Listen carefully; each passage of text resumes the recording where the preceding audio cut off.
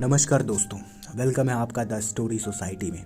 आज हम स्टार्ट कर रहे हैं चौथी कहानी, चौथी पुतली, जो सुनाती है राजा भोज को विक्रमादित्य के बारे में। चौथी पुतली का नाम है कामकंदला। अब चौथे दिन जैसे ही राजा सिंहासन पर चढ़ने के लिए आगे बढ़ता है, पुतली कामकंदला बोल पड़ी, रुकिए राजन, आप इस सिंहासन पर कैसे बैठ सकते हैं? यह सिंहासन दानवीर राजा विक्रमादित्य का है। क्या आप में उनकी तरह विशेष गुण और त्याग की भावना है? राजा ने कहा, हे सुंदरी, तुम भी विक्रमादित्य की ऐसी कथा सुनाओ जिससे उनकी विलक्षणता का पता चले। पुतली बोली, सुनो राजन, एक दिन राजा विक्रमादित्य दरबार को संबोधित कर रहे थे, तभी किसी ने सूचना दी कि एक ब्राह्मण उनसे मिलना चाहता है। विक्रमादित्य ने कहा कि ब्राह्मण को अंदर लाया जाए। विक्रमादित्य ने उसके आने का प्रयोजन पूछा। ब्राह्मण ने कहा कि वह किसी दान की इच्छा से नहीं आया, बल्कि उसे कुछ बताने आया है। उनसे बताया कि मानसरोवर में सूर्योदय होते ही एक खंभा प्रकट होता है, जो सूर्य का प्रकाश जो फैलता है ऊपर उठता चला जाता है, और जब सूर्य की गर्मी अपनी पराकाष्ठा पर होती है तो वह साक्षात सूर्य को स्पर्श करता है। जो सूर्य की गर्मी घटती है, छोटा होता जाता है तथा सूर्य अस्त होते ही जल में विलीन हो जाता है। विक्रमादित्य के मन में जिज्ञासा हुई कि आखिर वह कौन है। ब्राह्मण ने बताया कि वह भगवान इंद्र का दूत बनकर आया है। देवराज इंद्र का आपके प्रति जो विश्वास है, आपको उसकी रक्षा करनी होगी। आगे उसने कहा कि सूर्य देवता को घमंड है कि समुद्र देवता को छोड़कर पूरे ब्रह्मांड में कोई भी उनकी गर्मी को सहन नहीं कर सकता। देवराज इंद्र को उनकी इस बात से सहमत नहीं है। उनका मानना है कि उनकी अनुकंपा प्राप्त मृत्युलोक का एक राजा सूर्य की गर्मी की परवाह ना करके उनके निकट जा सकता है। वह राजा आप हैं। राजा विक्रमादित्य को अब सारी बात समझ में आ गई। उन्होंने सोच लिया कि प्राणोत्सर्ग करके भी सूर्य भगवान को के समीप से जाकर नमस्कार करेंगे तथा देवराज के उनके प्रति विश्वास की रक्षा करेंगे। उन्होंने ब्राह्मण को समुचित दान दक्षिणा देकर विदा किया तथा अपनी योजना को कार्य रूप देने का उपाय सोचने लगे। भोर होने पर दूसरे दिन वे अपना राज्य छोड़कर चले गए। एकांत में उन्होंने माँ काली द्वारा प्रदत्त दोनों बेतालों का स्मरण किया। दोनों बेताल तत्क्षण उपस्थित हो गए।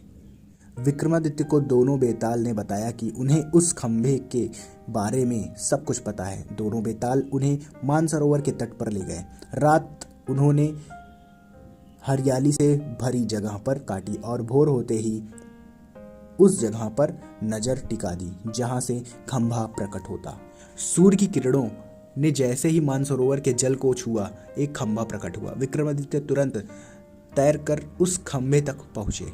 खंभे पर जैसे ही विक्रमादित्य चढ़े, जल में हलचल हुई और लहरें उठकर विक्रमादित्य के पैर छूने लगी। जो सूर्य की गर्मी बढ़ी, खंभा बढ़ता रहा। दोपहर आते खंभा सूर्य के बिल्कुल करीब आ गया।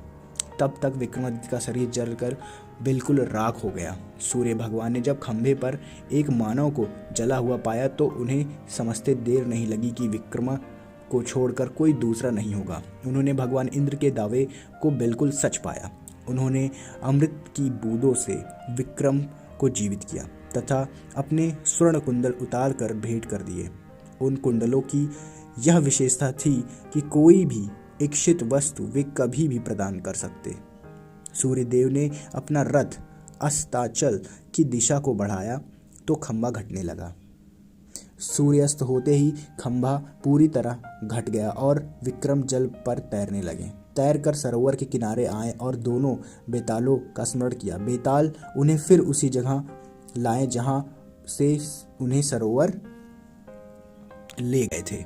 विक्रम पैदल अपने महल की दिशा में चल पड़े। कुछ ही दूर पर एक ब्राह्मण मिला जिसने बातों बातों में कुंडल मांग लिया। विक्रम ने बिना एक पल की देरी किए बेहिचक उसे दोनों कुंडल दे दिए। पुतली बोली, बोलो राजन, क्या तुम में है वह पराक्रम की सूर्य के नज़दीक जाने की हिम्मत कर सको, और अगर चले जाओ तो देवों के देव सूर्य देव स्वर्ण कुंडल किसी साधारण ब्राह्मण को दे सको? अगर हाँ तो इस सिंहासन पर तुम्हारा स्वागत है। राजा पेशोपेश में पड़ गया और इस तरह चौथा दिन भी चला गया। पांचवें दिन पांचवी पुतली लीलावती ने सुनाई विक्रमादित्य की शौर्य की गाथा।